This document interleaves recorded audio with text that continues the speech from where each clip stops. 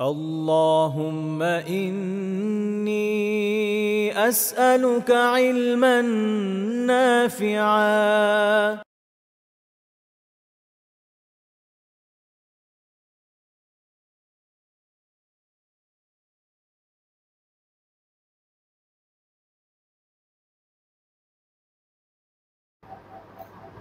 আসসালামু আলাইকুম রহমতুল্লাহ। আশা করি সবাই ভালো আছেন। সবাইকে স্বাগতম জানাচ্ছি আমাদের কবিরা গুনাহ বিষয়ক নিয়মিত আয়োজনে। আমরা শুরু করে দিতে পারি ইনশাআল্লাহ তাআলা।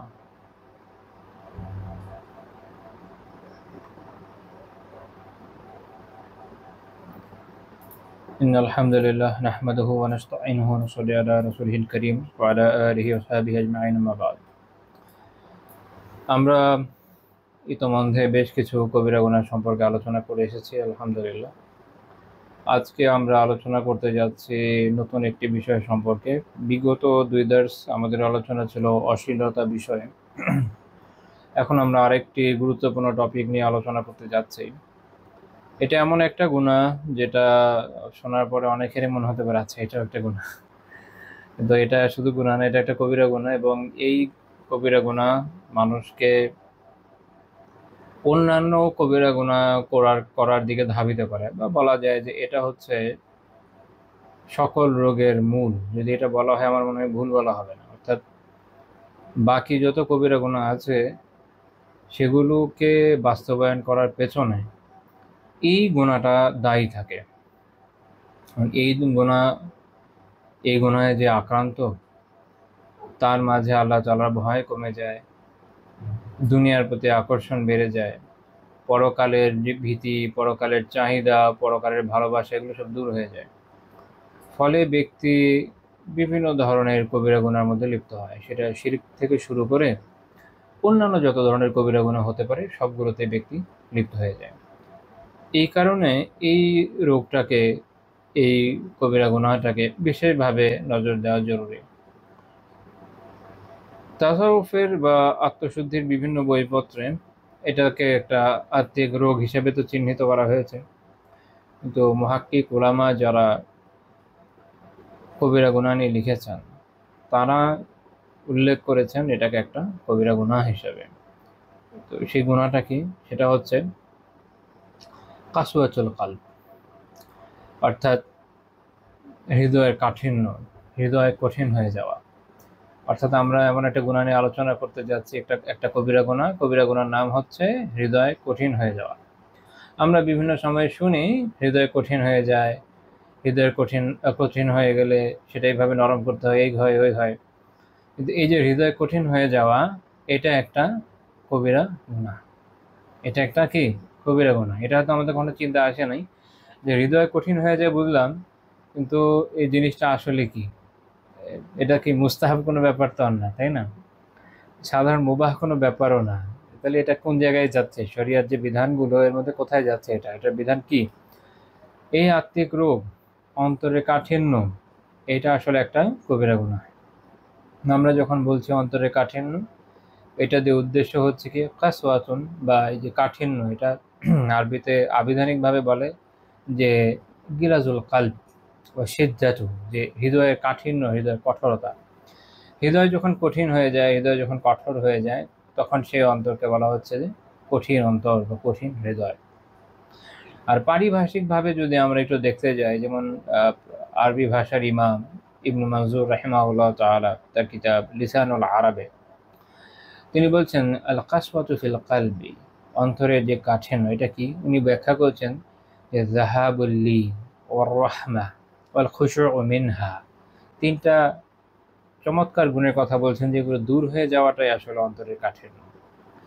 একটা হচ্ছে কোমলতা, আরেকটা হচ্ছে দয়া, করুণা, রহমত, আর আরেকটা হচ্ছে নম্রতা।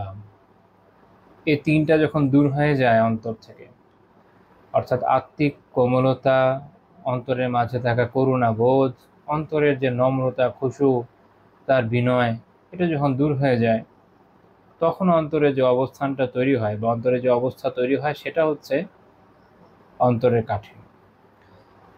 এই বৈশিষ্ট্য থেকে বোঝা যায় যে কেন আমি বলেছি যে এই ত্রুটিটা, এই রোগটা, এই দোষটা, এই গুনাহটা মানুষের অন্যান্য অনেক গুনার কারণ। অন্তর যদি কোমল হয় তাহলে বিভিন্ন ধরনের জুলুম এটা আসলে বান্দা করতে পারে না, ফলে জুলুম জাতীয় গুনাহগুলো থেকে সে বেঁচে যায়। বান্দার মধ্যে যদি করুণা বোধ থাকে, দয়া বোধ থাকে, তখনও সেই ধরনের গুনাহগুলো থেকে বেঁচে যায়। বান্দার মধ্যে যদি যখন নম্রতা থাকবে তখন সে অহংকার এবং এই জাতীয় যে বিভিন্ন গুনাহ এগুলো থেকে বেঁচে যাবে। একই সাথে অন্তরের কাঠিন্য অন্তরকে আল্লাহ ভীতি থেকে দূর করে দেয়। এই কাঠিন্যের ফলে বিভিন্ন পাপ করার ক্ষেত্রে সে কোনো ধরনের খুব বেশি একটা দ্বিধাদ্বন্দ্বে ভোগে না। আসলে পাপ করতে করতেই অন্তর কঠিন হয়ে যায়। আমরা একসময় আল্লাহ যদি তৌফিক দেন আমাকে, তো ইনশাআল্লাহ তাআলা আগামী দার্সে বা তারপরের দার্সে হয়তো আমি এটা আলোচনা করবো যে কেন অন্তর কঠিন হয়। তো প্রচুর গুনাহ অন্তরকে কঠিন করে ফেলে। আল্লাহর ভয় ভীত হওয়া ছেড়ে দেওয়ার মাধ্যমে অন্তর কঠিন হয়ে যায়। তো এইভাবে দিনের বিভিন্ন বিষয়কে যখন আপনি সম্পৃক্ত করবেন, আপনি দেখবেন যে আমাদের যত রকমের গুনার পেরেশানি আছে, যত ধরনের আত্মিক রোগ আছে, সব কিছুর পিছনে কোনো না কোনোভাবে এই অন্তরে কাঠিন্য যুক্ত বা জড়িত। এই জন্য এই কবিরা গুনাহটা খুবই ভয়ানক, খুব ভয়াবহ। কম বেশি বিপুল পরিমাণ মানুষ আক্রান্ত হয়তো সবাই বলা যায়, কেউ কেউ ব্যতিক্রম থাকতে পারে, কিন্তু এটা নিয়ে আমরা সচেতন নই, এটা নিয়ে আমরা গাফেল। এই জন্য শেখ রাহিমাহুল্লাহ তাআলা ওনার কিতাবে অধ্যায় করেছেন বাবু যিকরি কাসওয়াতিল কলব, অন্তরের কাঠিন্য বিষয় এর উল্লেখ বিষয়ক অধ্যায়। তো ওখানে উনি কয়েকটি আয়াত এবং হাদিস আলোচনা করেছেন। আমরা এর আগে ভূমিকা স্বরূপ, যেটা আমি সবসময় করি, অন্যান্য বিভিন্ন কিতাব থেকে, আয়াত থেকে, হাদিস থেকে বিষয়টা আলোচনার চেষ্টা করি যাতে পুরো ব্যাখ্যা হয়ে যায়। এখানে আরেকটা বিষয় বলে রাখি যে কাসওয়াতুন এর সমার্থক ধরে আরো দুটো শব্দ হাদিসে, কোরআনের আয়াতে, সালাফের উক্তিতে বিভিন্ন জায়গায় পাওয়া যায়। একটা হচ্ছে গিলাজা, এটার আবিধানিক অর্থ কাঠিন্য, কঠোরতা, অনমনীয়তা, রূঢ়তা, এই অর্থগুলো দেয়। আরেকটা হচ্ছে ফাজাজা, এটার অর্থ কঠোরতা, অভদ্রতা, রূঢ়তা, শুষ্কতা। তো সমার্থকীয় অর্থ, কিছু কিছু পার্থক্যের কথা অভিধানবিদ তারা উল্লেখ করেছেন, কিন্তু মোটা দাগে সমার্থক। এই জন্য কোরআনে দেখবেন যে গিলজা এটার প্রয়োগ আছে এরকম বিভিন্ন শব্দের আলাদা। এই তিনটা শব্দের বিভিন্ন জায়গায়, অনেক জায়গায় দেখবেন সমার্থক ধরনের প্রয়োগ পাওয়া যায়। এই জন্য শুধু কাসওয়া বাদ দিয়েও যদি আমরা অন্য দুইটা শব্দের প্রয়োগও দেখি, তাতে আমাদের আলোচনা অনেক লম্বা হয়ে যাবে, সেটা আমরা করব না। আমরা একদম মূল পয়েন্টের সাথে সম্পৃক্ত, অতি সম্পৃক্ত বিষয়গুলো আমাদের থাকার চেষ্টা করবো ইনশাআল্লাহ তাআলা। আমাকে আল্লাহ তাআলা তৌফিক দাতা। এই গুনাহটাকে শেখ মোহাম্মদ বিন আব্দুল ওয়াহাব রাহিমাহুল্লাহ তাআলা কি প্রথম কবিরা গুনাহ হিসেবে উল্লেখ করেছেন, সেটা এরকম না। যেমনটা আমি আগেও বলেছি, আমি বরাবর দেখাই যে উনি যেটাকে কবিরা গুনাহ বলছেন, এটা আগের কে কে বলেছেন। ইমাম ইবনু হাজার হাইতামি রাহিমাহুল্লাহ তাআলা তার কিতাব জাওয়াজির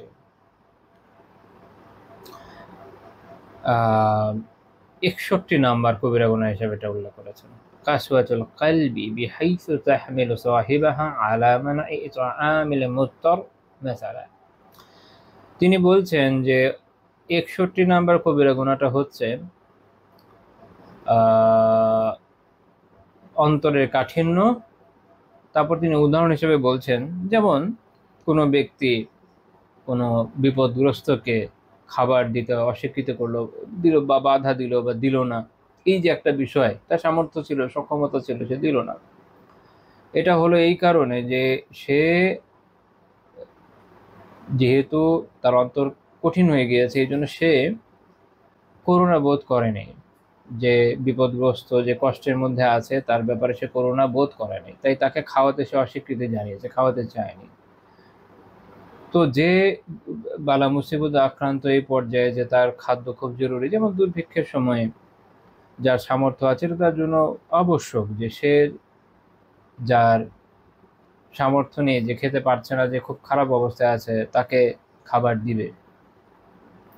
কিন্তু এই লোক সেটা দিল না, এই জন্য যেহেতু তার অন্তর শক্ত হয়ে গেছে, কঠিন হয়ে গেছে, রূঢ় হয়ে গেছে, ফলে সে এই দুর্দশাগ্রস্ত ব্যক্তির প্রতি যে করুণা বোধ হওয়া দরকার, যেটা বোধ করলে সে তাকে খাওয়াতো, সে সেটা করে নাই। তো এটা উনি একটা উদাহরণ দিয়েছেন বোঝানোর জন্য যে আত্মিক কাঠিন্য আসলে কি জিনিস। আমরা মোটামুটি সংজ্ঞার দিক দিয়ে বিষয়টা বুঝলাম, আলহামদুলিল্লাহ। আমরা আজকে আলোচনা করব এরপরে কোরআন থেকে এই বিষয়ে কিছু আয়াত। আল্লাহ তাআলা এই বিষয়ে যাদের উদাহরণ দিয়েছেন একদম শুরুতে কোরআনের বিন্যাসে, একদম শুরুতে সূরা বাকারাতে আমরা এই কথাটার উল্লেখ আমার যতদূর খেয়াল আছে প্রথম পাওয়া যায়। আশা করি আপনাদের যদি আমি জিজ্ঞেস করি যে বলেন তো কাদের ব্যাপারে আল্লাহ তাআলা এই কথা বলেছেন, অনেকে বলতে পারবেন আল্লাহ তাআলা ইহুদিদের ব্যাপারে বলেছেন। আর এদের অন্তর যে কোন পর্যায়ে কঠিন, এইটা তো এখন আসলে উদাহরণ না দিলেও আমরা বুঝি, তাই না? আর আমাদের চোখের সামনেই যে হত্যাযোগ্য, নারকীয় হত্যাযোগ্য তারা চালিয়ে যাচ্ছে, এটা আমরা দেখতে পাচ্ছি। একটা সময় ছিল যখন বিভিন্ন হাদিসে সেই জামানায় ইয়াহুদদের সাথে যে মুআমালা করা হবে সেইটা নিয়ে আলোচনা করলে অনেকে এরকম প্রশ্ন করতেন যে কেন এই এই। এখন আমরা দেখতে পাচ্ছি যে একটা পুরো জাতি কি পর্যায়ের অমানবিক হতে পারে, পুরো জাতি মানে খুবই ব্যতিক্রম। আর এখন ধরেন একটা পুরো জনগোষ্ঠী, দশমিকের পরের সংখ্যার জনগোষ্ঠী যদি দেখা যায় যে ব্যতিক্রম হয়, ওটা তো আসলে হিসাবের মধ্যে আসে না। আল্লাহ হেফাজত করে, আল্লাহ ধ্বংস করে। আল্লাহ তাআলা ইহুদিদের ব্যাপারে বলছেন সূরা বাকারার ৭৪ নম্বর আয়াতে যে তাদের কি অবস্থা হলো, তাদের কাছে হিদায়াত আসার পরে কি হলো। আল্লাহ তাআলা বলছেন সুম্মা কাসাত কুলুবুকুম মিন বা'দি যালিকা ফাহিয়া কাল হিজারা আও আশাদ্দু কাসওয়াতাও ওয়া ইন্না মিনাল হিজারা লামা ইয়াতাফাজ্জারু মিনহুল আনহার ওয়া ইন্না মিনহা লামা ইয়াশাক্কাকু ফায়াখরুজু মিনহুল মা ওয়া ইন্না মিনহা লামা ইয়াহবিতু মিন খাশইয়াতিল্লাহ ওয়া মা আল্লাহু বিগাফিলিন আম্মা তা'মালুন। আল্লাহ তাআলা বলছেন যে তোমাদের অন্তরগুলো এরপর হয়ে গেল কঠিন, যেন তা পাথরের মতো, কাল হিজারা, পাথরের মতো, আও আশাদ্দু কাসওয়াতান, অথবা তার থেকেও শক্ত। পাথরের মতো না শুধু, বরং এত কঠিন হয়ে গেল এদের হৃদয়, আল্লাহ বলছেন যে বরং পাথরের চেয়েও শক্ত। আল্লাহ তাআলা তারপর উদাহরণ দিচ্ছেন ওয়া ইন্না মিনাল হিজারা, যে পাথর আছে, পাথরের মধ্যে লামা ইয়াতাফাজ্জারু মিনহুল আনহার, এদের মধ্যেও তো অনেকগুলোর ভিতর থেকে নহর উচ্চারিত হয়। দেখেন পাথর থেকে ঝর্ণা আছে না, কেউ যদি ঝর্ণা দেখে থাকে দেখবেন যে পাহাড়ের পাথরের ভেতর থেকে ঝর্ণা বের হচ্ছে। তো এটা একটু ব্যতিক্রমের মতো যে কই একটা পাথর, সেখান থেকে তো নরম কিছু বের হওয়ার কথা না, কিন্তু নরমের দিক থেকে হিসাব করলে সবচেয়ে নমনীয় জিনিস যা, তা হচ্ছে পানি, সেটা ওখান থেকে বের হয়ে আসছে। পাথরেও এই ব্যতিক্রম হয়। ওয়া ইন্না মিনহা লামা ইয়াতাশাক্কাকু ফায়াখরুজু মিনহুল মা, আবার এমন কিছু আছে যেগুলো থেকে চূর্ণ হলে ওখান থেকে পানি পাওয়া যায়। মরুভূমিতে এরকম বিভিন্ন জায়গায় পাথরকে ভেঙে ওর ভিতর থেকে অনেক সময় মানুষ পানি বের করে নিয়ে আসে। ওয়া ইন্না মিনহা লামা ইয়াহবিতু মিন খাশিয়াতিল্লাহ, আবার এদের পাথরের মধ্যে এমন কিছু আছে আল্লাহর ভয়ে ধসে পড়ে, আল্লাহর ভয়ে ধসে পড়ে। ওয়া মা আল্লাহু বিগাফিলিন আম্মা তা'মালুন, আর তোমরা যেটা করো আল্লাহ তার সম্পর্কে গাফিল নন। শেখ আব্দুর রহমান বিন নাসির সাদি রাহিমাহুল্লাহ তাআলার ব্যাখ্যায় বলছেন, এই আল্লাহ তাআলা বলছেন সুম্মা কাসাত কুলুবুকুম আই ইশতাদ্দাত ওয়া গালুযাত, তো তোমাদের হৃদয় কঠিন হয়ে গেল, মানে খুব তীব্র হলো, খুব কঠোর হলো, খুব প্রচন্ড কঠোর হয়ে গেল। ফল কি হলো, ফালাম তুআসসির ফীহাল মাউইযা মিন বা'দি যালিকা, এর ফলে এর পরে কোনো উপদেশ তাতে কোনো প্রভাব ফেললো না। তো তাহলে মানুষের যখন অন্তর খুব কঠোর হয়ে যায়, সেই অন্তরে কোনো উপদেশ প্রভাব ফেলে না। এখন আমাদের নিজেদেরকে প্রশ্ন করে দেখতে হবে যে কোনো মাউইযা, কোনো উপদেশ, কোনো ওয়াজ তো আসলে কি উপদেশ। অর্থাৎ আলিমরা যখন কোরআন থেকে, হাদিস থেকে, বড় সালাফের বাণী থেকে আমাদের সামনে দিনের যে উপদেশমালা উপস্থাপন করেন, আমাদেরকে হেদায়েতের পথ প্রদর্শন করেন, আখিরাতের ভীতি প্রদর্শন করেন, আল্লাহ তাআলার মারিফাত সম্পর্কে আমাদেরকে জ্ঞাত করেন, দিনের বিভিন্ন দিক সম্পর্কে আমাদের জানান, এটা হচ্ছে ওয়াজ। ওয়াজের ভিতরে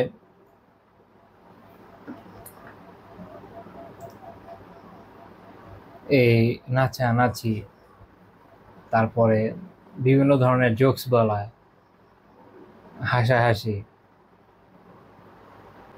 কোরআন হাদিস ছাড়া দুনিয়া সব কিছু থাকা, এইটা কবে থেকে ওয়াজ হয়ে গেলে তো একমাত্র আল্লাহ তাআলাই জানেন, যে এইটা পারিভাষিক ভাবে ওয়াজ না। আচ্ছা, তো সঠিক যে ওয়াজ সেইটা যদি আমাদের অন্তরে প্রভাব ফেলে তো আলহামদুলিল্লাহ, সুম্মা আলহামদুলিল্লাহ, আমাদের অন্তর তাহলে কঠিন নয়। কিন্তু খেয়াল করে দেখেন, আমাদের নিজেদের অনেকের অবস্থা এরকম, এবং অনেকেই বলে থাকেন যে তারা অনেক উপদেশ বাণী শোনেন কিন্তু এটা তাদের উপর কোনো প্রভাব বিস্তার করে না। আল্লাহি, এমন ব্যক্তির অন্তর কঠিন হয়ে গেছে, তার এর চিকিৎসা করাটা আবশ্যক। আমরা ইনশাআল্লাহ আল্লাহ তাআলা যদি তৌফিক দেন এই বিষয়ে কিছু কথা তো আলোচনা করব আগামী দেশগুলোতে কোনো এক সময়, যে কীভাবে নরম করা যায়। কিন্তু মনে রাখেন, এটা খুব ভয়ানক বিষয়, অন্তর কঠিন হয়ে যাওয়া।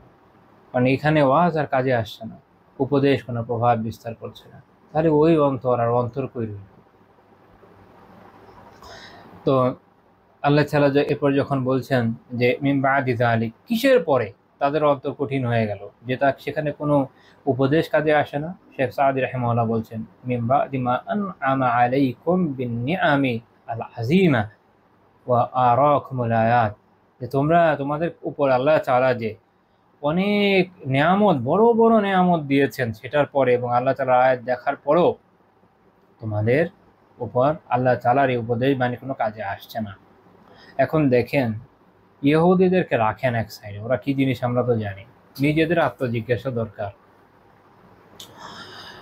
আল্লাহ তাআলা আমাদেরকে নিয়ামত কম দিয়েছেন, সবচেয়ে বড় নিয়ামত যেটা দিয়েছেন ঈমানের নিয়ামত।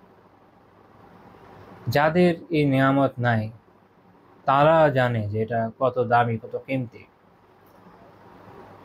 বাংলাদেশের মতো দেশে যেখানে অধিকাংশ মানুষ, আমরা বলি আর কি মুসলমান, যাই হোক, তো সেইখানেও কোনো হিন্দু খুব সহজে মুসলিম তো হতে পারে না, অন্য ধর্মের যারা আছে তাদের কথা বাদ দেন, এবং কি ভয়ানক অবস্থার মধ্যে দিয়ে যাদের যেতে হয়। অনেক মেয়ের এরকম হয়, আমি পরিচিতের ভেতর কিছু কিছু এরকম ঘটনা জানি। তারা জানে যেটা কত বড় নিয়ামত। আমরা তো অনেকে আলহামদুলিল্লাহ পারিবারিক পরিবেশেই ছোটবেলা থেকে ইসলাম পেয়েছি, কেউ না পেলেও যেহেতু মুসলমান ঘরের সন্তান, পালন করার সময় অতটা বাধার সম্মুখীন হয় না। হ্যাঁ, অনেকে আছেন অনেক বাধার সম্মুখীন হয়েছেন, তারা জানেন যে এই নিয়ামত কত কিমতি, তা আল্লাহ তাআলা কত বড় নিয়ামত দিয়েছে। আল্লাহ তাআলার আয়াত কি আমরা দেখি নাই? বলেন, কোরআন থেকে বড় কোনো আয়াত আছে? এরপরে আমাদের নিজেদের সৃষ্টি, আমাদের নিজেদের জীবন, আমাদের নিজেদের দেহ, এগুলো কি আয়াত নয়? এই মহাবিশ্ব, কুল কায়নাত, আল্লাহ তাআলা যা বানিয়েছেন, এগুলো কি আয়াত নয়? তাহলে দেখেন, সেই কথায় আমরা আবার আসি যেটা ইহুদিদের ব্যাপারে ছিল, আল্লাহ তাআলার বড় বড় নিয়ামত, ঈমান, কোরআন, সুন্নাহ, দ্বীনের হিদায়াত, উত্তম একটা পরিবেশ, তুলনামূলক ক্ষেত্রে সুস্থতা এবং অন্যান্য নিয়ামত পাওয়ার পরে, আল্লাহ তাআলার এত বড় বড় আয়াত সমূহ দেখার পরও আমাদের অন্তর কি হয়ে গেছে? ফাহিয়া কাল হিজারা, অন্তর কঠিন হয়ে পাথরের মতো হয়ে গেছে।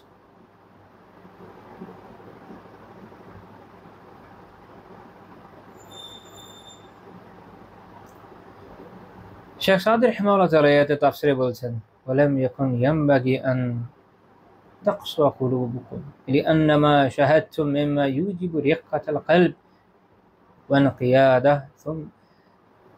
তিনি বলছেন যে অথচ তোমরা যা প্রত্যক্ষ করেছো সেটাতে তো তোমাদের উচিত ছিল যে হৃদয় কোমল হবে আর অনুগত হবে, কিন্তু এটা হয় নাই। আমি এই আয়াত যখন পড়ছি, আমি আপনাদের একটা জিনিস শিখাই, আল্লাহ তাআলা আমাকেও শেখার তৌফিক দেন, আমাদের উভয়কে উপকৃত হওয়ার তৌফিক দেন। কোরআন যখন পড়বেন না, সবসময় অমুক আর তমুকে নিয়ে ভাববেন না। আমাদের একটা বৈশিষ্ট্য হয়ে গেছে যে আমরা কোরআন পড়ি, কোরআনে কুফফারদেরকে নিয়ে, মুনাফিকিনদেরকে নিয়ে, ইয়াহুদ খ্রিস্টানদেরকে নিয়ে যে কথাগুলো আছে, অনেকে সেগুলো এমনভাবে অনুধাবনের চেষ্টা করেন বা এমনভাবে পড়েন, মানে বুঝে নেন আছে এটা ওদের ওদের বৈশিষ্ট্য বা শেষ, আত্মজিজ্ঞাসা করেন। আচ্ছা, আল্লাহ তাআলা যে কোরআনে আয়াতগুলো নাযিল করেছেন, ওই সময়ে ওদের প্রতি, ওই সময়কার কুফফারদের প্রতি এটা তো একটা দাওয়া, ঠিক আছে, যুগ যুগ ধরে থাকবে তাও ঠিক আছে, কিন্তু কুফফাররা কি দিনরাত কোরআন পড়ে? পড়ে কারা? মুসলিমরাই তো পড়ে। তো তাদের সামনে অধিকাংশ বিপুল পরিমাণ আয়াত সব তো এই বিষয়ে, তাওহীদ নিয়ে, এই বিষয়ে। তো তাহলে এত পরিমাণ আয়াত যে আমাদের সামনে আসে, এটার উদ্দেশ্য কি? সেটা যেন আমরা পড়ে নিজেদের আত্মজিজ্ঞাসায় ফেলি যে এই বৈশিষ্ট্যগুলো আমাদের হওয়া যাবে না। সূরা ফাতিহাতে আমরা যখন পড়ছি শুরুতে গায়রিল মাগদুবি আলাইহিম ওয়ালাদ-দাল্লিন, এই জায়গাতে আমাদের একটা শিক্ষা দেওয়া হচ্ছে। এটা তো সূরা ফাতিহা, ফাতিহাতুল কিতাব, কিতাবের প্রারম্ভিক, আপনি বলতে পারেন যে ওপেনিং অফ দ্য বুক। এই কিতাবের এটা হচ্ছে ভূমিকার মতো, প্রত্যেক বইয়ের ভূমিকাতে ওই বই পড়ার একটা গাইডলাইন থাকে। এখন কারে বলবো দুঃখের কথা, আমাদের ভাই বোনরা অনেক সময় দিনই বই পড়েন ভূমিকা ছাড়া। এটা সত্য যে বাংলা বই অনেকগুলোর মধ্যে আসলে ভূমিকা খুব বেশি কাজের না, কিন্তু আমরা যখন আরবি কিতাবগুলো পড়ি আলহামদুলিল্লাহ, ওখানে ভূমিকা খুব গুরুত্বপূর্ণ, পুরো বইয়ের চাবিকাঠির মতো। ওটা অ্যাভয়েড করে গেলে বই বুঝতে অনেক ক্ষেত্রে খুব কষ্ট হয়, অথচ ওটা পড়ে গেলে খুব সহজ হয়। তো কোরআনের এটা হলো ভূমিকার মতো। আপনি যখন এটা পড়বেন, এটাও মনে রাখেন যে সূরা ফাতিহা এটা আমাদের জন্য একটা গাইডলাইনের মতো, যে পুরো কিতাব কিভাবে বুঝবেন। তো আল্লাহ তাআলা যখন বলছেন যে এই দুই জাতির মতো হওয়া যাবে না, যারা মাগদুব এবং যারা দল্লিন, তখন মনে রাখেন যে এদের ব্যাপারে যত বৈশিষ্ট্য আছে ওখানে আমাকে বলা হচ্ছে যে এইরকম হয় না। আমাদেরকে কি বলা হচ্ছে? যে এরকম হয় না। কিন্তু আমরা পড়ছি এইভাবে, আছে ওরা হচ্ছে এরকম, তাহলে জীবনে ওই বৈশিষ্ট্য থেকে আমরা বাঁচতে পারবো না। আর এই কারণে এই উম্মার ভিতরে এই বৈশিষ্ট্যগুলোর প্রাদুর্ভাব।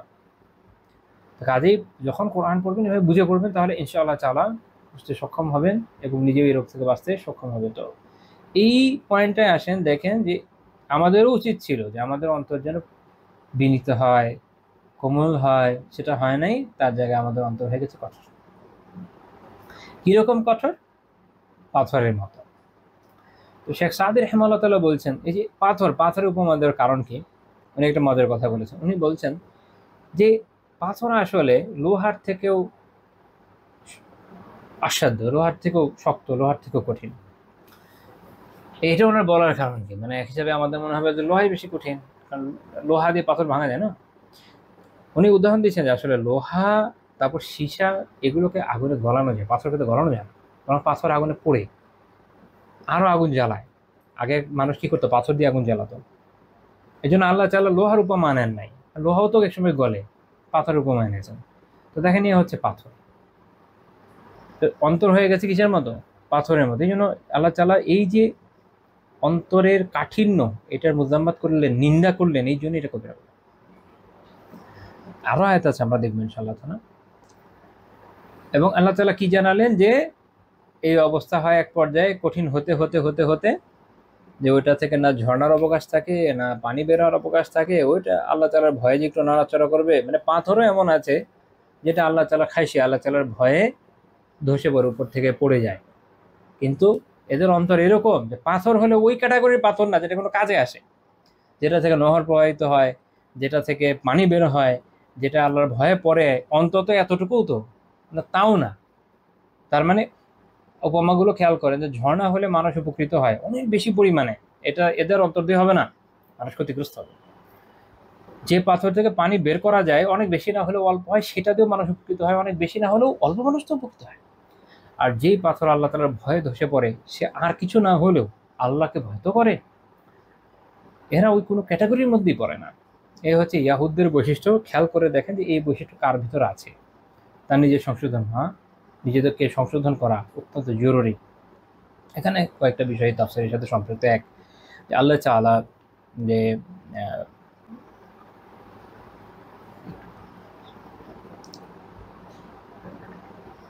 আলহামদুলিল্লাহ, তো আল্লাহ তাআলা যে এখানে পাথরের উপমাটা দিলেন, এইখানে একটা পয়েন্ট, যে এটা কি আসলে হাকিকা, মানে আসলে কোনো কোনো পাথর আল্লাহ তাআলাকে এরকম ভয় করে, নাকি এটা একটা মাজাজ বা রূপক। শেখ হিকমত বাশির ইয়াসিন, তার একটা চমৎকার তাফসির আছে, তাফসির সহিহ নামে প্রসিদ্ধ, আমরা সহিহুল মাজবুর, মিনাত তাফসীর বিল মা'থুর, এটার পুরা নাম। ওখানে শেখ হিকমত বলছেন যে ইসনাদুল খুশুউ ইলাল হিজারাহ মিন বাবিল হাকিকাতি লা মিন বাবিল মাজাজ। এই যে খুশুকে, পাথরের দিকে বিনয় নম্রতাকে যে সম্পৃক্ত করা হচ্ছে, এটা আসলে প্রকৃত অর্থেই হয়, এটা রূপক বিষয় না। এটা কারণ প্রত্যেকটা জড় বস্তু তো আল্লাহ তাআলার সৃষ্টি, আমাদের সাপেক্ষে হয়তো এটার মধ্যে কোনো জান নাই, আল্লাহ তাআলার বিষয় আলাদা। এই জন্য আমরা সহিহ মুসলিমে 1365 নম্বর হাদিস দেখি, যেটা বাবু ফাজলিল মদিনাতে আছে। নবী সাল্লাল্লাহু আলাইহি ওয়াসাল্লাম উহুদের ব্যাপারে বলেছেন যে হাযা জাবালুন ইউহিব্বুনা ওয়া নুহিব্বুহু, এই পাহাড় আমাদের ভালোবাসে এবং আমরা একে ভালোবাসি। তো এতে বোঝা গেল যে পাহাড় ভালোবাসতে পারে। এখন এইটা তো মানুষের বোধের ঊর্ধ্বে, মানুষের অনেক কিছু বোধের ঊর্ধ্বে, কিন্তু এটা আল্লাহ তাআলার অবগতির মধ্যেই রয়েছে। আল্লাহ তাআলা এদের সম্পর্কে জানেন, এই জন্য আল্লাহ তাআলা এই কথা বলেছেন। যেমন পাথরও আছে যারা আল্লাহ তাআলার ভয়ে ধসে পড়ে। ইবনু আব্বাস রাদিয়াল্লাহু তাআলা আনহু থেকে হাসান সনদে একটা বর্ণনা আছে, উনি বলছেন যে ইন্না মিনাল হিজারাহ আল আলিয়ানু মিন কুলুবিকুম আম্মা তুদআউনা ইলাইহি মিনাল হক।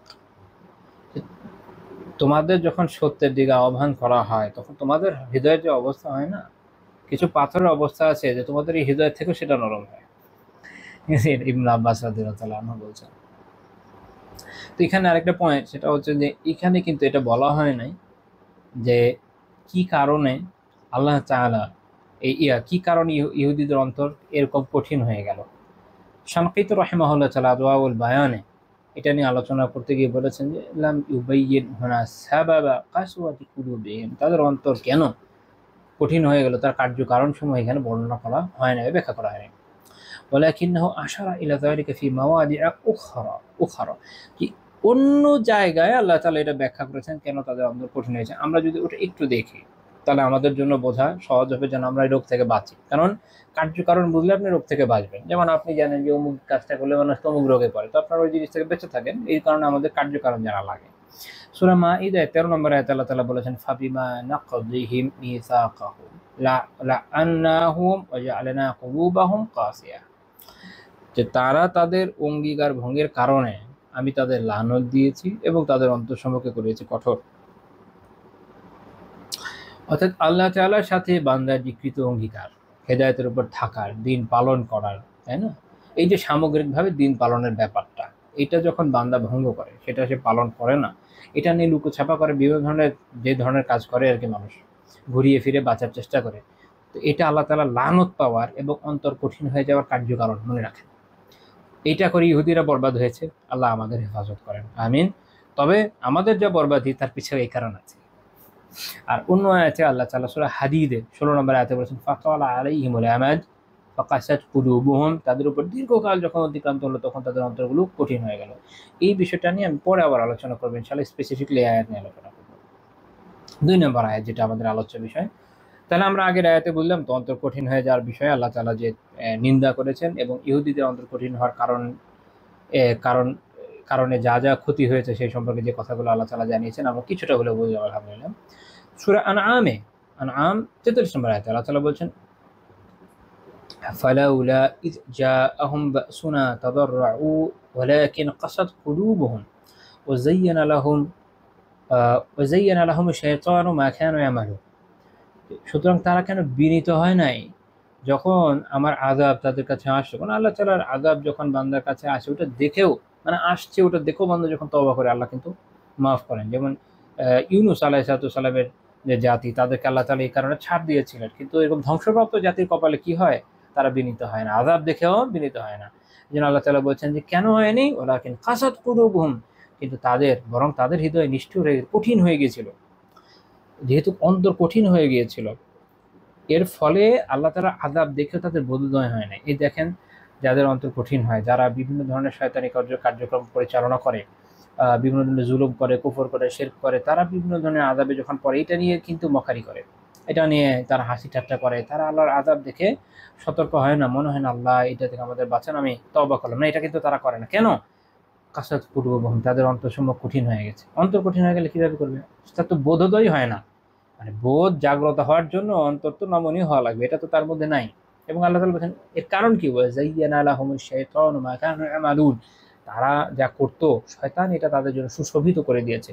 যায়্যানা সুসজ্জিত, সুসজ্জিত, সুশোভিত, শোভিত, সৌন্দর্যমণ্ডিত এরকম করে দিয়েছে। অর্থাৎ তারা যখন যে ধরনের শয়তানি কাজগুলো করতো বা করেছে বা করে, এগুলো তাদের ভালোই মনে হয়। আপনি অনেক মানুষকে দেখবেন যে তাদের এই বোধ নাই যে আচ্ছা এই কাজটা না খারাপ হচ্ছে, এটা হতে পারে না। ইভেন কিছু মানুষ আছে যাদেরকে আমরা দিনই লেবাসে ঘুরে থাকতে দেখি, আমি ইউজুয়ালি এই ক্যাটাগরির লোকজনকে অনেক সময় বলি, এর কারণ হচ্ছে আমরাই তো নিজেরা নিজেদের ত্রুটি না দেখলে কে দেখবে।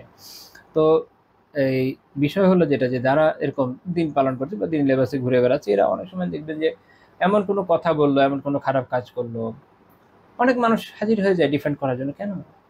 অন্তর কঠিন হয়ে গেছে, এই জন্য তার এই অনুভূতিটা নাই যে না এটা ডিফেন্ডেবল না। শরিয়া আমাদেরকে এটা শেখায় নাই। তো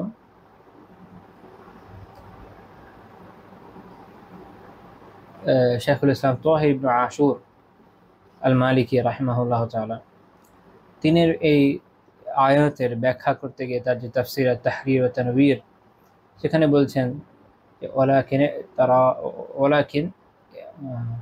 ইতারাহুম ওয়ালাকিন ইতারাহুম মা ফি খিলকাতিহিম মিনাল মুখাবারা ওয়া আদামি রুজু আনিল বাতিল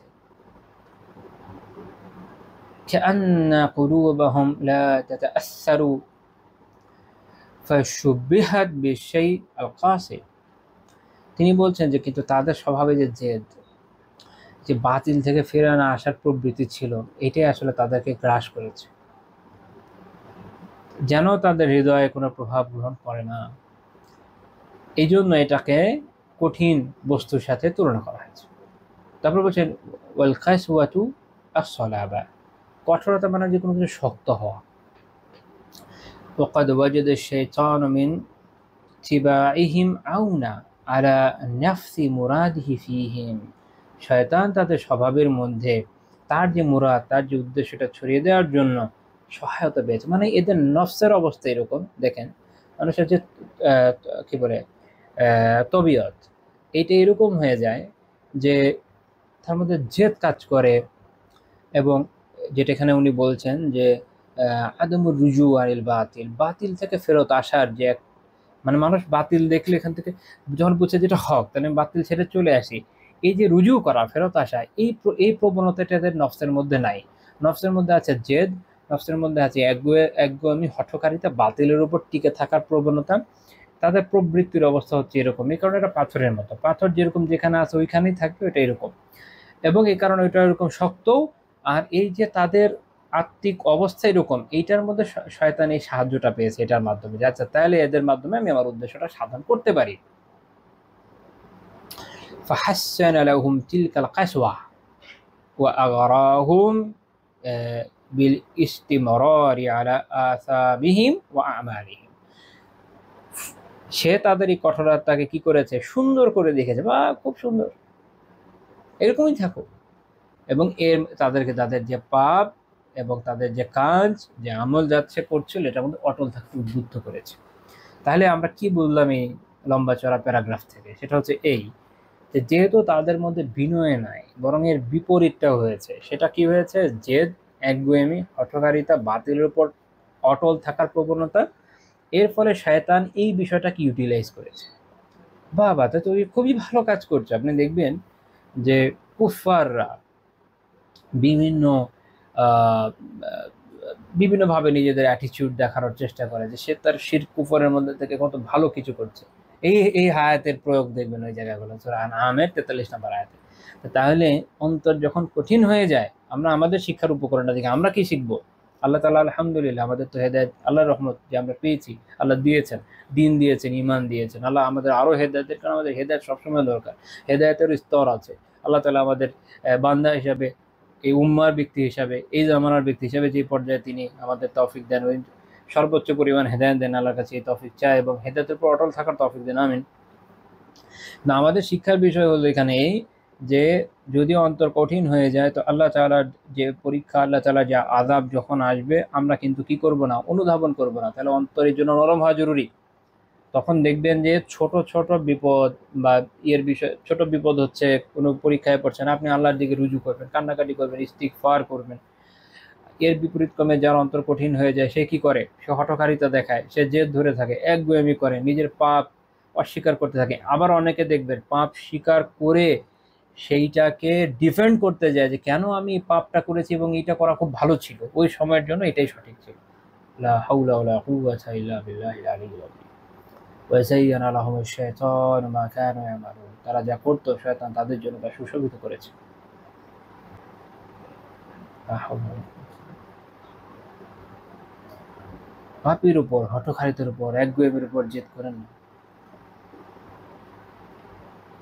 বরং সালাফের জীবন থেকে শিক্ষা নেওয়া দরকার। ইনশাআল্লাহ তাআলা, আল্লাহ যদি তৌফিক দেন, আমরা আলোচনা করবো যে যখনই এরকম পরীক্ষায় পড়বেন ইস্তিগফারের রত হবেন, নিজের দোষটা স্বীকার করবেন, আল্লাহর কাছে দোয়া করবেন, কান্নাকাটি করবেন। মনে রাখবেন আমরা আল্লাহ তাআলার বান্দা, তার গোলাম, তার দরবারে ভিখারি মাত্র। আমাদের দেওয়া তার জন্য কোনো আবশ্যক ওয়াজিব বিষয় না, তার দান, তার মেহেরবানি আমাদের কেঁদে কেটে নিতে হবে। আর এই অনুভূতি যখন থাকবে না, তাহলে অন্তর অবস্থা খুব খারাপ, ওটা চিকিৎসা হওয়া দরকার। পরের আয়াতে আমরা যাই, সূরা আল হজ 53 নম্বর আয়াত।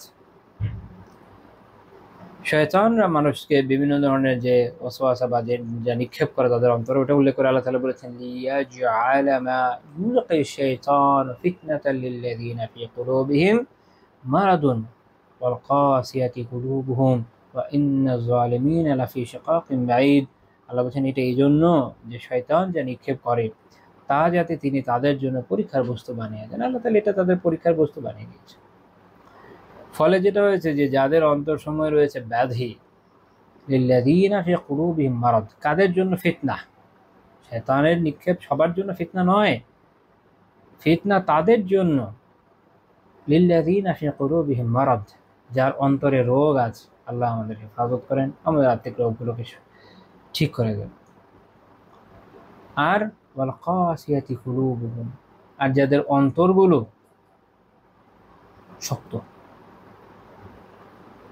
এবং আল্লাহ বলছেন ইন্নাজ জালিমিনা লাফি শিকাকিন বাঈদ, আর নিশ্চয় জালিমরা দুস্তর মতভেদে লিপ্ত রয়েছে। আল্লাহ তাআলা এখানে অন্তর যাদের কঠিন তাদেরকে কি বলছেন? জালিম। এটাও একটা কারণ যে কেন অন্তরে কাঠিন্য কবিরা গুনাহ অন্তর্ভুক্ত। শেখ সাদি রাহিমাহুল্লাহ তাআলা তার তাফসীরের ব্যাখ্যা করতে গিয়ে বলছেন যে আল কাসিয়াতি কুলুবুহুম ব্যাখ্যা আই আল গালিজাতিল্লাতি লা ইউআসসিরু ফিহা জাজর ওয়ালা তাযকির, অর্থাৎ যাদের হৃদয় কঠিন মানে হচ্ছে হৃদয়ে কঠোর, হৃদয় এখানে এমন কঠোর যেটাতে কোনো তিরস্কার, কোনো জাজের, কোনো ধরনের তিরস্কার, হুমকি ধামকি বা তাযকির এবং কোনো ধরনের উপদেশ প্রভাব ফেলে না। ওয়ালা তাফহামু আনিল্লাহি ওয়া আন রাসূলিহি লিকাসওয়াতিহা, আল্লাহ এবং তার রাসূলের কথা সে বোঝে না কেন? অন্তরের কাঠিন্যের জন্য। তাহলে বোঝা গেল যে অন্তরের কাঠিন্য থাকলে না আল্লাহ তাআলার কোরআনে দেওয়া বা হাদিসে আসা হুমকি ধামকি কাজে আসে, আর না সেখানে যে উপদেশ মালা আছে তা কোনো কাজে আসে, সেটা সে নেয় না, সেটা দিয়ে সে নিজের জীবন গড়ে না, নিজেকে পরিবর্তন চেষ্টা করে না, বরং অনেকে দেখবেন এগুলোকে পলিটিক্যাল হাতিয়ার হিসেবে ব্যবহার করছে। আমরা সময় বলি না, আরে দিনদার মানুষ মাশাআল্লাহ এরকম করে কেন, ওই কেন করে, ওই কেন, বিকজ এইগুলো তার জন্য এক একটা টুল। সে হয়তো এটা দিয়ে ব্যবসা করছে, সে হয়তো এটা দিয়ে পলিটিক্স করছে, সে হয়তো এটা দিয়ে কামাই গুরুজি করার কাজে ব্যয় করছে, কিন্তু এখানকার যে জাজের যে ধমক আছে, যে তিরস্কার আছে, এটা তার অন্তরের ভিতর যায় নাই।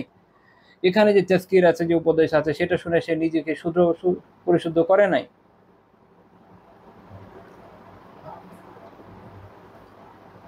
এই জন্য শেখ সাদি রাহিমাহুল্লাহ বলছেন যে লা তাফহামু আনিল্লাহি ওয়া আন রাসূলিহি লিকাসওয়াতিহা, তার এই যে অন্তরের কাঠিন্য, এটার জন্য সে আল্লাহ এবং তার রাসূল কি বলেছে এটা বোঝে নাই সে।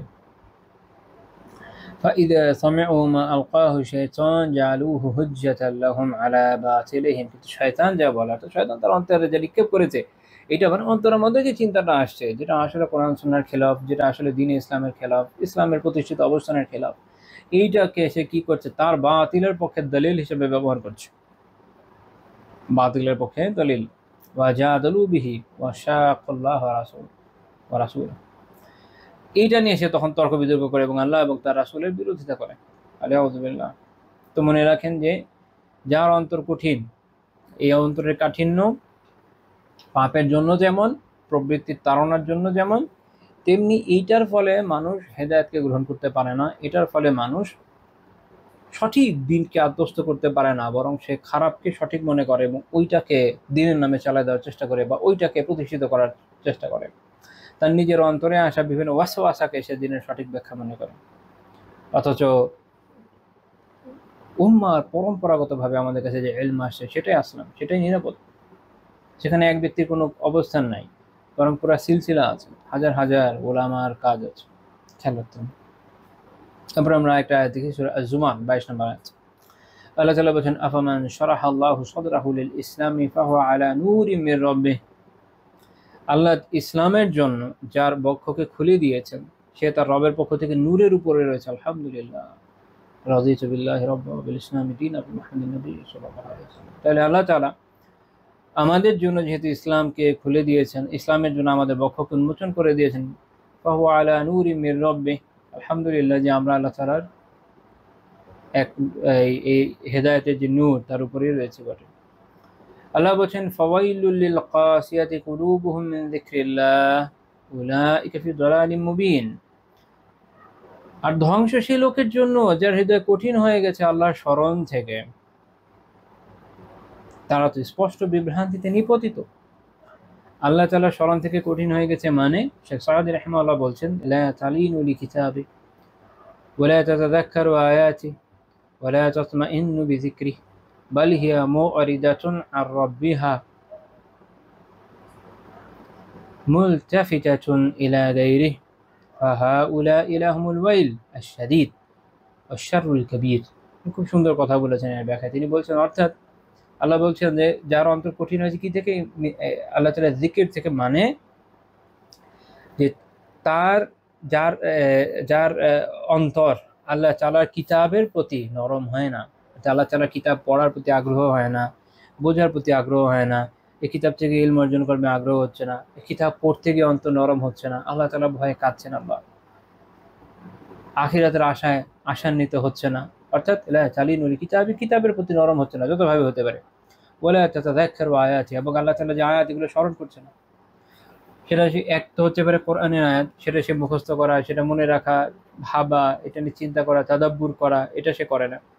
আল্লাহ তাআলার অন্যান্য যে আয়াত, যেগুলো আল্লাহ তাআলা যে আয়াতে কাউনি বলে, যে দুনিয়ার কুল কায়নাতে যে বিভিন্ন আয়াত নিদর্শন আল্লাহ তাআলা রয়েছে, এই যে আসমান জমিন, এই বিশাল সমুদ্র, আমাদের দেহ, আমাদের জীবন, সবকিছু তো আয়াত, যেগুলো সে ভাবে না। ওয়ালা তাতমাইন্নু বিযিকরি, আল্লাহ তাআলার জিকিরে তার অন্তরের প্রশান্তি লাভ হয় না, আল্লাহ আমাদের হেফাজত করে না। মনে রাখেন, আল্লাহ তাআলা কোরআনে বলেছেন যে জেনে রাখো আল্লাহ তাআলার জিকিরেই, আল্লাহ তাআলার স্মরণে অন্তর প্রশান্ত হয়। তাহলে যার অন্তর প্রশান্ত হয় না আল্লাহ তাআলার স্মরণে, এর দোষ কোথায়? আল্লাহ তাআলার কথা তো সত্য, তাহলে আমার দোষ যদি আমার না হয়, আর যার হচ্ছে না তার দোষ। তার অন্তর এত কঠিন হয়ে গেছে যে আল্লাহ তাআলার জিকিরে অন্তর প্রশান্ত হয় না। কি ভয়ানক কথা! আল্লাহ আমাদের হেফাজত করেন। বরং সে তার রব থেকে মুখ ফিরিয়ে নেয় এবং অন্যের প্রতি মনোযোগী হয়। অন্য বলতে অন্য যত কিছু হইতে পারে, একুল কায়নাতে যা যা আছে, আল্লাহ তাআলার কিতাব, আল্লাহ তাআলার দ্বীন, এই থেকে মুখ ফিরিয়ে সে অন্য সব কিছুতে বিজি। সে তার ব্যবসা বাণিজ্য নিয়ে বিজি, সে তার মার্কেটিং নিয়ে বিজি, সে তার বিভিন্ন ধরনের অ্যাক্টিভিটিস নিয়ে বিজি, পলিটিক্স নিয়ে বিজি, এনিথিং, যে কোনো কিছু হতে পারে, মানে পরিচিত যা মুখে আসে বললাম আর কি, যে কোনো কিছু নিয়ে সে বিজি। কিন্তু আল্লাহ তাআলার কোরআন নিয়ে, আল্লাহ তাআলার আয়াত নিয়ে ভাবা, আল্লাহ তাআলার জিকির করা, না, এটা তার মধ্যে নাই। সারাদিন আপনি অন্যান্য দুনিয়াবে কাজ করছেন, করেন, কোনো সমস্যা নাই, যে হালাল করলে কোনো সমস্যা নাই, কিন্তু সলাতের সময় যদি সলাত আদায় না করেন তাহলে আপনি এর মধ্যে পড়ছেন। বিভিন্ন সময় ফ্রি বসে আছেন, জিকির করেন না, হাঁটছেন, জিকির করেন, তাই না? কত জিকির আছে, কত সহজ সহজ জিকির আছে। লা ইলাহা ইল্লাল্লাহ, এটা বেশি বেশি বলেন, সুবহানাল্লাহ বলেন, আলহামদুলিল্লাহ বলেন, আরো যা যা জিকির আছে করেন না। সকাল সন্ধ্যার আজকারগুলো করেন, সলাতের পরে জিকিরগুলো করেন, কোরআন যদি হিফজ থাকে হাঁটতে উঠতে বসতে পড়েন। আমাদের এক ভাই ছিলেন, আল্লাহ তার প্রতি রহম করেন, একটু অসুস্থ, আল্লাহ তাকে শিফা দেন, আমি তো ওনাকে আমি দেখতাম, ওনার মোটামুটি একটা অংশ কোরআনের হিফজ ছিল, পুরোটা তো ছিল না, একটা অংশ হিফজ ছিল। আমি ওনাকে দেখতাম, উনি বিভিন্ন সময় হাঁটছেন, বিড়বিড় করে পড়ছেন। আমি একদিন ওনাকে জিজ্ঞেস করলাম যে ভাই আপনি কি পুরো কোরআন হিফজ করেছেন? আমি বললাম, না। আমি বললাম তাহলে কি করেন? উনি বললেন যে আমি যতটুকু করেছি এটাই আমি বারবার পড়তে থাকি, আর না করলে তো মনে থাকবে না, আর পড়ার মাধ্যমে জিকিরটা খুব সুন্দর চিন্তা। কারণ প্রত্যেক হরফে আপনার নেকি হয়ে যাচ্ছে কত, অন্য যে কোনো জিকিরের চেয়ে অনেক বেশি নেকি না আপনি যখন তিলাওয়াত করে যাচ্ছেন। সবচেয়ে বড় জিকির তো কোরআনই। তো যতটুকু হিফজ আছে এটাই বারবার পড়তে কি দোষ? তো এভাবে বিভিন্ন আমলের মধ্যে নিজেকে যার যুক্ত রাখেন, একদমই আল্লাহ তাআলার জিকির, আল্লাহ তাআলার আয়াত বিমুখ হয়ে যায় না। তো যারা এই অবস্থায় চলে যাচ্ছে তাদের ব্যাপারে উনি তারপর ব্যাখ্যা করছেন, তো তাদের জন্য হচ্ছে কঠিন ধ্বংস, আল ওয়াইলু শাদীদ, প্রচন্ড ধ্বংস।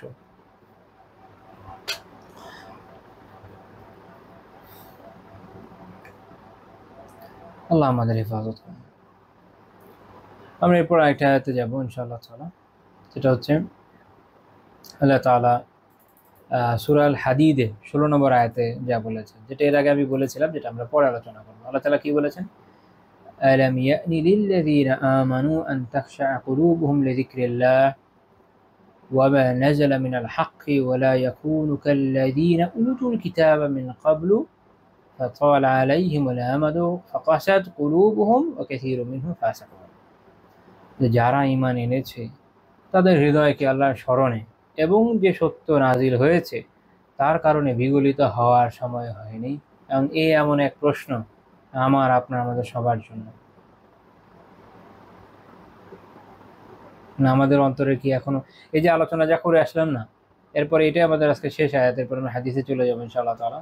তো শেষ কথাই এখানেই চলে আসে, যা এই যে কথা আমরা শুনলাম, আমাদের হৃদয়ে আল্লাহ তাআলার জিকির, আল্লাহ তাআলার স্মরণে এবং যে হক নাজিল হয়েছে তাকে গ্রহণ করার ব্যাপারে, তার সাথে মন লাগানোর ব্যাপারে বিগলিত হওয়ার সময় কি এখনো হয়নি? আল্লাহ তাআলা আমাদের তার জিকিরের জন্য বিগলিত হওয়ার এবং তার কাছ থেকে নাজিল হওয়া হকের প্রতি বিগলিত হওয়ার তৌফিক দান করেন, আমিন। তারপর আল্লাহ তাআলা আহলে কিতাবদের ব্যাপারে বলেছেন সতর্ক করে। এটা তো চাওয়া, যেটা আল্লাহ তাআলা বলছেন যে এটা হওয়া দরকার, এখন সতর্ক করছেন যে এইটা যেন পরের অংশটার মতো যেন না হয়, ওয়ালা ইয়াকুনু কাল্লাযীনা উতুল কিতাব মিন ক্বাবল, তারা যেন তাদের মতো না হয় যাদেরকে ইতোপূর্বে কিতাব দেওয়া হয়েছিল, আগে কিতাব দেওয়া হয়েছিল। কিতাব দেওয়ার পরে কি হয়েছে? তাৎক্ষণিক তো কিতাব এসছে তাদের কাছে, ফাতালা আলাইহিমুল আমাদু, দীর্ঘকাল অতিক্রম হয়ে গেছে, এখন কিতাবের প্রতি ওই আগ্রহ আর নাই। ফলে কি হয়েছে? ফাকাসাত কুলুবুহুম ওয়া কাসীরুম মিনহুম ফাসিকুন, ফলে তাদের অন্তর হয়ে গেছে শক্ত আর তাদের অধিকাংশই ফাসিক। তো আল্লাহ তাআলা কোরআনে ফাসিক শব্দটা কাফেরদের ব্যাপারে প্রয়োগ করেছেন। অনেকে এমন কিছু আয়াত আছে যেখানে ফাসিক দিয়ে আসলে কাফেরই বোঝানো হয়েছে, ওটা বুঝে নাই, তারা মনে করেছে যে ফাসিক বলেছে, সব জায়গায় অর্থ এরকম না। আচ্ছা, তো আমরা যদি একটু ব্যাখ্যার দিকে যাই, ইবনু কাসীর রাহমাতুল্লাহি আলাইহি তাফসীরে বলেছেন যে আল্লাহ তাআলা বলেছেন ওয়ালা ইয়াকুনু কাল্লাযীনা উতুল কিতাবা মিন ক্বাবলু ফাতালা আলাইহিমুল আমাদু ফাকাসাত কুলুবুহুম। উনি বলছেন যে না আল্লাহুল মুমিনিনা আইয়াতাশাব্বাহু বিল্লাযীনা হামালুল কিতাবা ক্বাবলাহুম মিনাল ইয়াহুদ ওয়া নাসারা। আল্লাহ তাআলা মুমিনদেরকে তাদের মতো হতে নিষেধ করেছেন যাদেরকে তাদের আগে কিতাব দেওয়া হয়েছিল, বা যারা তাদের আগে কিতাবকে বহন করেছে, তারা ইহুদি এবং নাসারা। তাদের মতো হওয়া যাবে না, অর্থাৎ তারা কিতাবের সাথে, আল্লাহ তাআলার কালামের সাথে, আল্লাহ তাআলার নাজিলকৃত কিতাবের সাথে যে ব্যবহার করেছে এটা করা যাবে না, এটা ব্যাপক কথা। তার অনুবাদ করে ছেড়ে দিয়েছে, মূল কিতাব নিয়ে খবর নেই, এখন মূল কিতাবই হাও হয়ে গেছে, কোথাও খুঁজে পায় না। কাজেই কোরআন এরকম খালি অনুবাদ নিয়ে ঘুরে চলা যাবে না, আর বিষয় রাখতে হবে।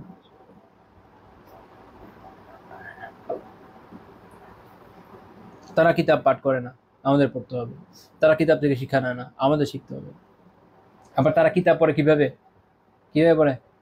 বাইবেল নিয়ে বসে গেছে তারা তাদের কাছে, মানে আমাদের হিসেবে তো বাইবেল ইনজিল না, এটা মনে রাখবেন না। ফার্স্টে অনেকে মনে করে ইনজিল, এটা ইনজিল না, এটা কোনো বেঙ্গলি ইনজিল, এটা মানবরচিত বই, অনেক পরে হয়েছে, মূল ইনজিল হয়ে গেছে, আল্লাহ আল্লাহ বই। তো পয়েন্ট হলো এখানে যে এরা কি করছে, বাইবেল পড়ছে, খুলছে, নিজের মতো পড়ছে, যা বুঝছে বুঝছে। আমাদের বিষয়টা এরকম না, আমরা কোরআন পড়বো, তাফসীর দেখবো, কোথাও আটকালে আলিমদের থেকে জেনে নেব যারা এটা জানে। এরকম যতভাবে ওদের বিরোধিতা করা যায়। ইবনে কাসির রাহিমাহুল্লাহ বলছেন, ব্যাখ্যা করতে গেছিলাম, তাতাওয়ালা আলাইহিমুল আমাদ বাদদালু কিতাবাল্লাহিল্লাযী বিয়াদিহি।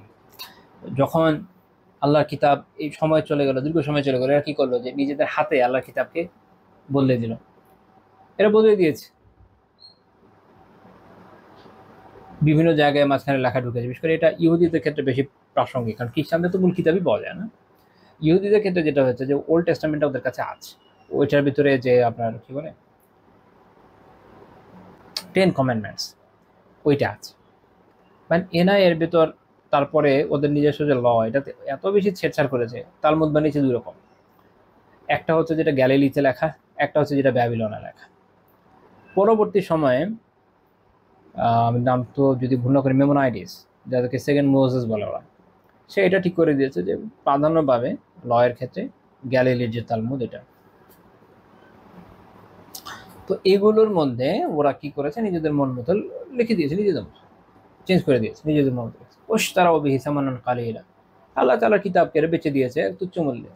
আল্লাহ তাআলা কিতাবে এই বিধান রেখেছে, ওটা ওরা আর অ্যাপ্লাই করেনি। ওদের ধর্মের মধ্যেও রজমের বিধান আছে, মানে নাই, উঠিয়ে দিয়েছে। কিসের জন্য? দুনিয়ার জন্য, দুনিয়া তুচ্ছ মূল্যের জন্য। তাদের ওখানে অশ্লীলতা নিষেধ ছিল, পুরা জাতি অশ্লীল হয়ে ঘুরে বেড়াচ্ছে, আমরা জানি। এবং তারা বোঝাচ্ছে যে তারা খুব ভালো খ্রিস্টান, তারা খুব ভালো ইহুদি। কি অদ্ভুত কথাবার্তা! দুনিয়ার জন্য বিক্রি করে দিয়েছে আল্লাহ তাআলার দিনকে। ওয়ানাবাযুহু ওয়ারাআ যুহুরিহিম, তারা আল্লাহ তাআলার কিতাবকে নিজের পিছনে ফেলে দিয়েছে। মানে এটা আরবিতে এটা বোঝায় এটার জন্য, মানে আপনি যখন কোনো কিছু সামনে রাখছেন গুরুত্ব বোঝাচ্ছেন, পিছনে দিয়ে দিচ্ছেন, ওটার পাত্তা দিচ্ছেন না, এই অবস্থা নিয়ে গেছে। তো দেখেন আমরা কেমন হতে পারি বা হওয়া উচিত? কোনোভাবেই না, আমাদের উল্টা হতে পারে। আল্লাহ ওটা আমাদের বলছেন যে অন্তরকে যদি ঠিক রাখতে হয়, তাহলে আল্লাহ তাআলার কিতাবের দিকে ফিরতে হবে, কিতাবকে পড়তে হবে। তুচ্ছ মূল্যে আল্লাহ তাআলার বিধানকে বিক্রি করা যাবে না, হক কথা বলতে হবে। সারা বছর কোরআন তাকে রাখা থাকবে, খালি রমজান মাসে নামাবো, কিছুদিন পড়বো, খুব খতম করবো। মসজিদ ইমাম সাহেবকে বলবো, ইমাম সাহেব আমি খতম করছি, আমার বউ খতম করছে, আমি 14 গোষ্ঠী খতম করছি, তাড়াতাড়ি এটা খতম করে দেন, আর ওটা আবার কি বলে দোয়া করে দেন। এইটার জন্য তো কোরআন নাজিল হয় নাই। কোরআন প্রতিদিন পড়তে হবে, প্রতিদিন তিলাওয়াত করতে হবে, 2-4 পাতা হলেও তিলাওয়াত করেন। এটা হচ্ছে এটা বিশেষ মুজিজা। যে কোনো সাধারণ লোকের বই, আমার কাছে কারণ কোনো একজন আলেমের বই আছে, এটা আমি বসে বসে খালি রিডিং পড়লে এটা দিয়ে আমার কোনো সওয়াব হবে না। কিন্তু আল্লাহ তাআলার কিতাবের শান আলাদা, ও তেলাওয়াত করলে সওয়াব হবে, কাজে তেলাওয়াত করবেন। আবার অর্থ বোঝা জরুরি, কারণ আল্লাহ তাআলা তো নাজিল করেছেন এই জন্য যেন এটা বুঝে আমরা আমল করি। তো অর্থটা বুঝবেন, তাফসীর সহ পড়বেন, উপকৃত হবেন, এভাবে চলতে হবে। তো ইবনে কাসির রাহমাতুল্লাহ আলাইহি আরো ব্যাখ্যা করছেন এরপরে যে তখন এরা কি করেছে, ও আখবারু আলাল আরাইল মুখতালিফা ওয়াল আকওয়ালিল মুতাফিকা ওয়া কাল্লাদুর রিজালা ফি দীনিল্লাহ ওয়াত্তাখাযু আহবারাহুম ওয়া রুহবানাহুম আরবাবা মিন দুনিল্লাহ। তিনি এরপর বলছেন যে এরা দেখেন কি করেছে, কিতাব ছেড়ে দিয়েছে, কিতাবকে চেঞ্জ করেছে, কিতাবের বিধিবিধান অল্প মূল্যের বিনিময়ে বিক্রি করে দিয়েছে। আবার তারা বিভিন্ন মতামত, এর মত ওর মত, এই বিভিন্ন মিথ্যা বাণীর দিকে ঝুঁকেছে। আমাদের এবং তাদের মধ্যে পার্থক্য এই জায়গায় কোথায়? অনেকে তালগোল পাকায় ফেলে, মানে তাদের ওখানে তাদের র্যাবাইদের, তাদের প্রিস্টদের মতে সবচেয়ে বড় কথা, পোপ ইনফ্যালায়েবল। আপনারা জানেন কিনা জানি না, পোপ কিন্তু ইনফ্যালায়েবল, মাসুম। আমাদের কাছে মাসুম কে? শুধু নবী রাসূলগণ। তাদের কাছে পোপ হচ্ছে ইনফ্যালায়েবল। এরা আবার স্ট্যাটাস দিতে পারে, অমুক তমুককে শহীদ স্ট্যাটাস দেয়, বিভিন্ন ইয়েতে সেন্ট স্ট্যাটাস, সেন্টহুড দেয়, অনেক আলাপ আলোচনা আছে, এগুলো দরকার নেই। বুঝে রাখেন যে ও অন্য জিনিস। ওটা পোপ চাইলে যে কোনো বিধান চেঞ্জ করে দিতে পারে, তা তাদের মূল কিতাবের বিপরীত হোক না হোক। মূল কিতাবই তো নাই, নিজেরা যেটা বানিয়েছে ওটারও বিপরীত হোক, ডাজন্ট ম্যাটার, পোপ চাইলে চেঞ্জ করতে পারে। এই কারণে দেখবেন যে এখন অনেক বিধান আছে যেগুলোকে এরা এন্ডোর্স করছে পোপ।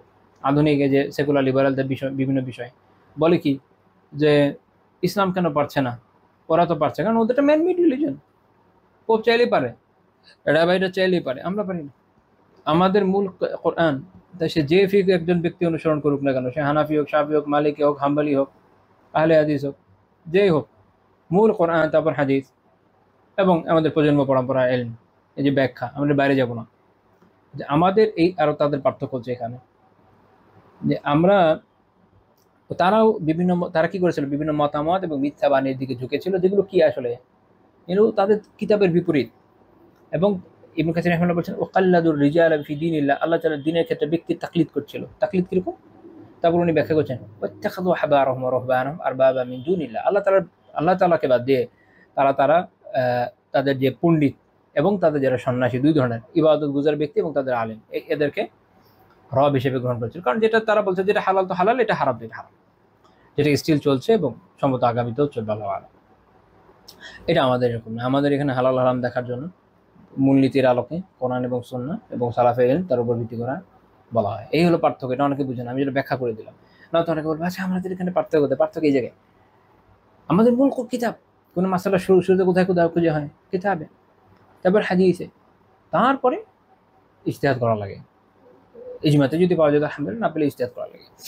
তো এখানে গিয়ে তারপর আসি ইজতিহাদের বিষয়, আর খেয়াল রাখতে হবে এটা। এখন কারো যদি এই অবস্থা হয় যে সে একদমই মনুষ্য বিষয়ের উপরে বেশি প্রভাবিত হয়ে যায় এগুলো নিয়ে, এরপর কোরআন সুন্নাহ থেকে সে দূরেই চলে যায়, মানে অনেকের কিন্তু উল্টাও হয়। আমাদের আলহামদুলিল্লাহ সিস্টেমটা এত চমৎকার হওয়ার পর কেউ উল্টা কিন্তু করে, এটা অস্বীকার করছি না। কিভাবে করে? যে দেখা যায় শুধু মাসআলা চর্চা করছেন, মাশাআল্লাহ ভালো, মানুষের খায়ের হচ্ছে, কিন্তু সারাদিন বা অনেক দিন হয়তো কোরআন ধরার সুযোগ হয় না, তাফসির পড়ার সুযোগ হয় না, বা হাদিস পড়ার সুযোগ হয় না। এটা ক্ষতিকর। আল্লাহ আমাদের থেকে হেফাজত করুন। দিনে কিছু অংশ হলেও এগুলো এর পিছনে ব্যয় করতে হবে, মানে মূল ওটা ছেড়ে দিলে তো হচ্ছে না।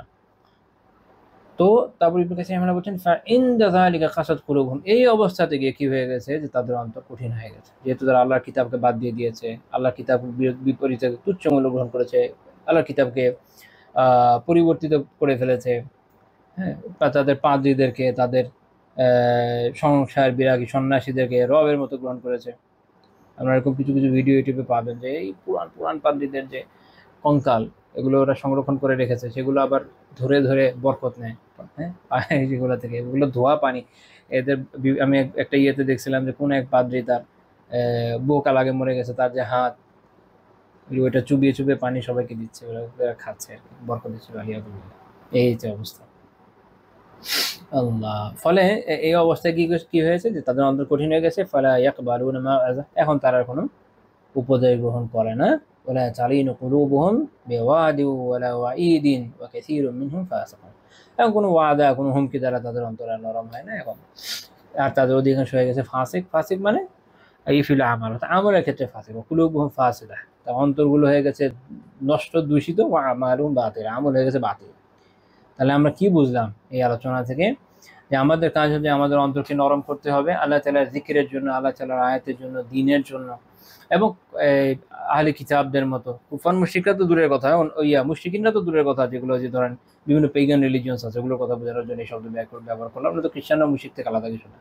তো এরা তো বাদই, কিন্তু আহলে কিতাবদের মধ্যে যারা নিজেদের বলছে যে আমাদের বই আসছে, আল্লাহ তাআলার কাছ থেকে আসা কিতাব আমাদের কাছে আছে, খ্রিস্টান ইয়াহুদ, তাদের মতো হওয়া যাবে না। কারণ তাদের কি হয়েছে, যখন সময় চলে গেছে, তারা আল্লাহ তাআলার দীর্ঘ সময় অতিক্রান্ত হওয়ার সাথে সাথে তারা কিতাবকে নষ্ট করে ফেলেছে, নিজেদের হাতে লিখেছে। তারা ব্যক্তিকে স্রষ্টার আলিয়াউযুবিল্লাহ পর্যায়ে নিয়ে গেছে, রবের আসনে বসিয়েছে। সে যেটাকে হালাল বলেছে ওটা হালাল, যেটাকে হারাম বলেছে এটা হারাম। ইভেন মূল কিতাব কোনটা হবে, বাইবেল কি হবে, আসমানি কিতাব কি হবে, এটা ঠিক করার জন্য তাদের সম্মেলন করা লেগেছে গাটি পাদ্রী নিয়ে। হ্যাঁ, তারপর তারা ডিসিশন নিয়েছে, ভোটাভুটি হয়েছে, একদল পাদ্রী হেরে গেছে, ম্যাক্সিমামরা জিতে গেছে, ম্যাক্সিমামের ভোটে নির্ধারিত হয়েছে কোনটা আসমানি কিতাব। আস্তাগফিরুল্লাহ, সার্কাসের একটা সীমা থাকা উচিত। এই হলো এদের অবস্থা। এদের মতো হওয়া যাবে না, এদের মতো হলে তখন অন্তর কঠিন হয়ে যায়। তার মানে এইখানে কিন্তু একটা সলিউশন আছে। অন্তরকে নরম করার সলিউশন কি? কোরআনের সাথে রিলেশন, বেশি তেলাওয়াত, বেশি পড়া, তাদাব্বুর করা, তাফসীর সহ পড়া, তাহলে ইনশাআল্লাহ তাআলা আমরা বুঝতেও সক্ষম হবো, আমাদের অনেক সমস্যা দূর হয়ে যাবে ইনশাআল্লাহ। তো আজকে আমাদের আলোচনা এই পর্যন্তই থাকছে। সুবহানাকাল্লাহুম্মা বিহামদিকা লা ইলাহা ইল্লা আনতা আস্তাগফিরুকা ওয়া আতুবু ইলাইক।